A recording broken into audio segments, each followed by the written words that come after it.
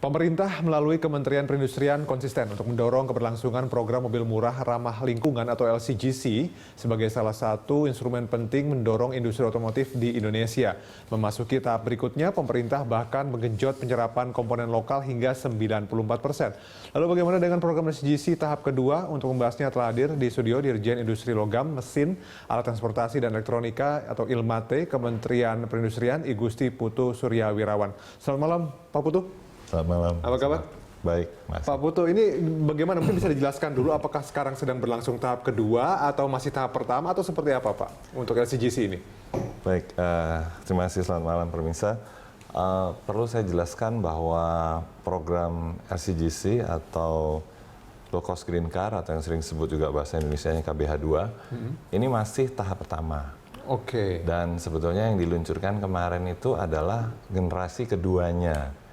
Dari masing-masing pemilik merek, begitu ya. Dan aturan-aturannya masih berdasarkan pada aturan-aturan yang tahun 2013 pertama kali produk ini diluncurkan. Oke, jadi itu sebetulnya program ini sebetulnya yang mulai adalah produsen, begitu ya, bukan diinisiasi oleh pemerintah. Untuk yang tahap kedua itu generasi namanya gitu ya, Pak ya? Ya, betul. Bukan tahap ya? Kalau program LCGC-nya diinisiasi oleh pemerintah. Iya, dari 2013 ya. Dari 2013 karena melihat peluang yang ada di ASEAN, ya, di mana setiap negara mempunyai kekhususan di dalam industri otomotifnya, maka pada waktu itu dipikirkan dari Indonesia harus ada mobil yang memang didesain dan dirancang di sini. Juga melihat adanya suatu tuntutan terhadap ramah lingkungan, sehingga kita harus mulai mendesain mobil-mobil yang ramah lingkungan. Walaupun kita masih mulai dengan menggunakan bahan bakar yang konvensional. Dan kalau kita melihat dari sisi pasar, tentunya setiap pemegang merek juga mempunyai pendekatan-pendekatan sendiri. Iya. Karena mereka melihat bahwa ya, yang generasi pertama itu mungkin terlalu kecil, sementara keluarga Indonesia kan besar-besar ya, sehingga mereka melihat ada peluang apabila dikembangkan ke generasi yang kedua. Kemudian muncullah generasi kedua, begitu? Ya, muncullah seperti Kayla, Sigra kalau dari Toyota dan Daihatsu.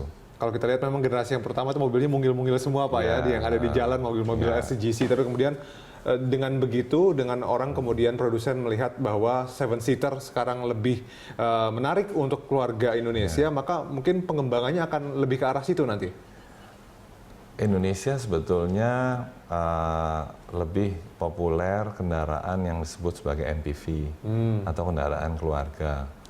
Kalau kita lihat untuk penjualan juga mungkin 70% itu adalah MPV karena memang Indonesia kebanyakan keluarganya kalau pergi itu selalu bareng-bareng gitu ya. Bawa peralatan juga banyak-banyak. Ya, gitu ya. Mungkin nggak perlu lemarinya dibawa. Lemarinya dibawa, iya. Sehingga ada pemikiran bahwa kendaraan-kendaraan yang berpenumpang 7 orang itu lebih diminati ketimbang yang kecil.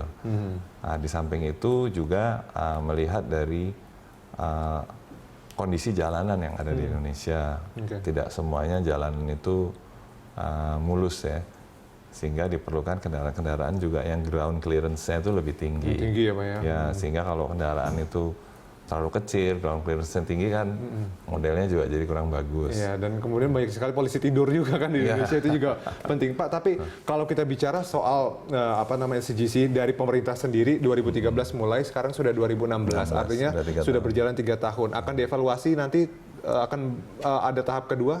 Iya, betul. Jadi seperti tadi saya sampaikan bahwa waktu program LCGC ini dirancang dengan melihat adanya pertimbangan-pertimbangan pasar bebas, keterbukaan pasar, kemudian juga adanya suatu tuntutan ramah lingkungan, dan juga adanya antisipasi terhadap pertumbuhan ekonomi di mana masyarakat Indonesia semakin mempunyai daya beli yang lebih baik. Tentunya program LCGC ini bukan program yang hanya satu tahap, ada beberapa tahap.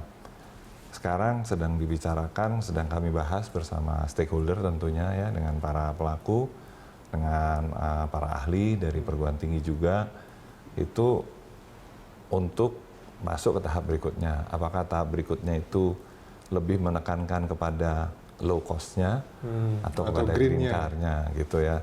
Kalau ke green car mungkin namanya mungkin nanti tahap keduanya bukan lagi LCGC, mungkin namanya berubah menjadi LCE ya, low carbon emission car atau apa, kita masih belum tahu. Ini semua tergantung dari perkembangan demand dan juga perkembangan teknologinya. Oke, kalau gitu Pak Putu, kita harus break dulu. Kita akan lanjutkan pembahasan kita di segmen berikutnya. Pemirsa, tetaplah bersama kami di Money Report.